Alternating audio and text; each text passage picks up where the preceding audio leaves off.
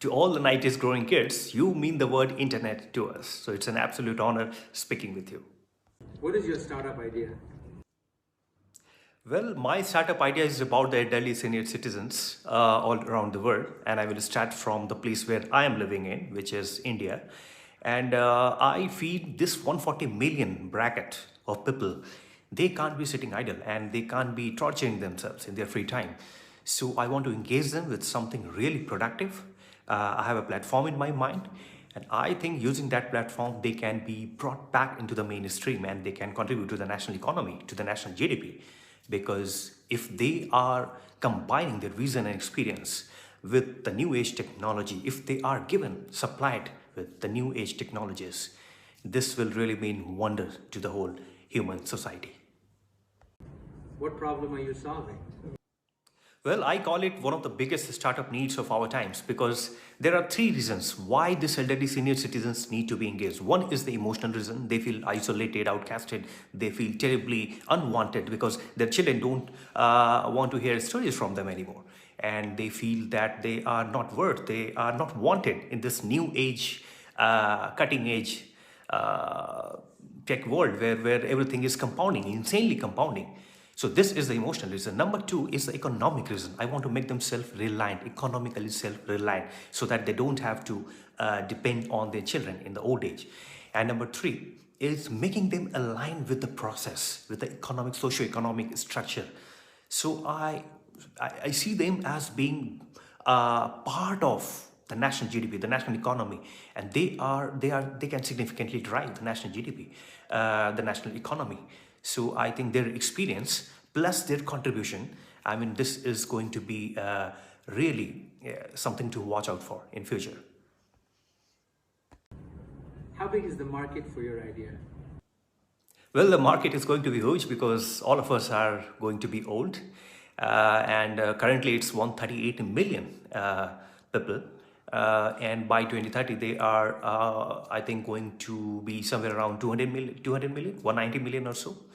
So on one hand, when we are talking about giving new age medical facilities and we are talking about longevity, on the other hand, we are doing nothing, literally nothing to ensure that once we are post our 60s or 70s, or if you talk about an octogenarian grandmom somewhere in the remote countryside, we have no we are not giving them any venue to engage their time to do something.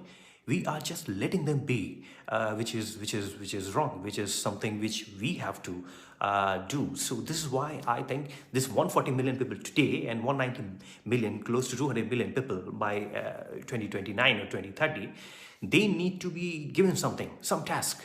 They need to be given a new lease of life, if this is how I may put it. Why are you suited to bringing your idea to the world? Well, I'm not a serial entrepreneur, and there are two kinds of startups. One is when you are trying to make a mark, to make a dent in the universe, and if you want to tell others that, hey, I'm the founder of XYZ company, and I'm the CEO. I'm not that kind of founder.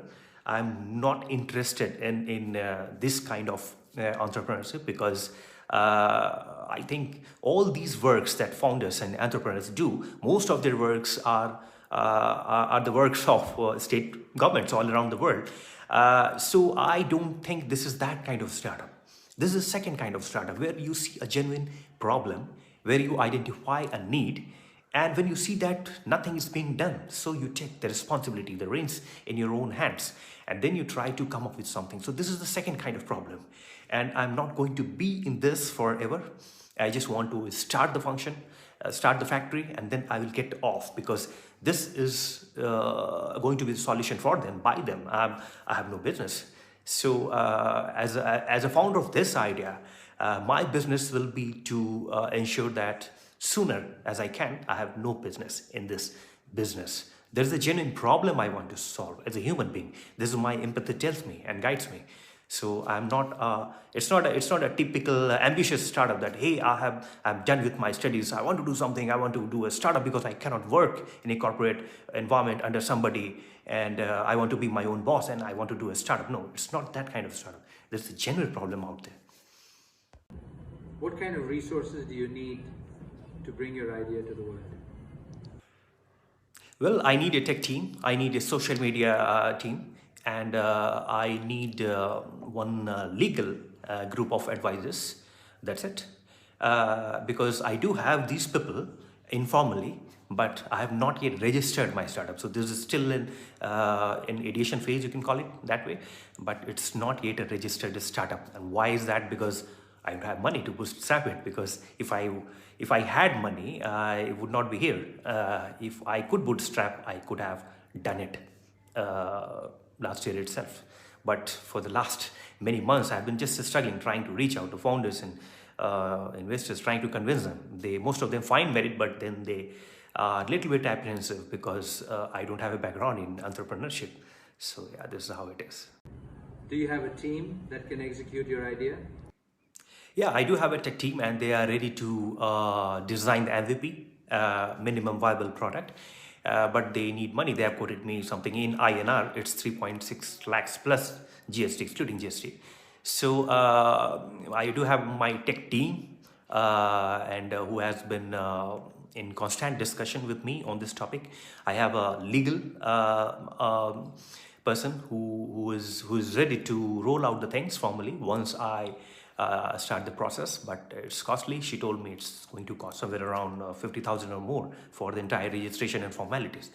So I have all these group of touchpoint people and who are just waiting for me to get the green nod. All of them are actually waiting for this news that finally I have been able to raise my funding.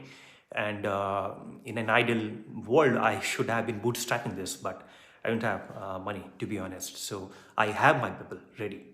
All I just need is a person who is ready to invest on this idea and find merit in the long term value of this idea.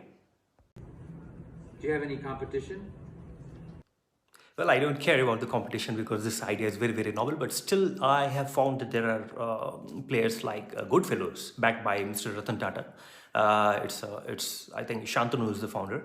There is this wisdom circle in Bangalore, which is collating all the data of senior citizens, and they are providing them jobs. So their area is different, slightly different. What I'm trying to do is something very different, and to me it might be my personal opinion. I don't think something like Goodfellows is going to work in Eastern society. Maybe it suits the Western audience, where you are connecting a younger person with someone who is octogenarian, and making them be good friends, and yeah, it works at a certain level, but I don't think, given the complexity of our society, I don't think that is going to be a long lasting solution. So there are players like Wisdom Circle is there, that Helpage India is there, Goodfellows is there, but I can't say they are my competition yet.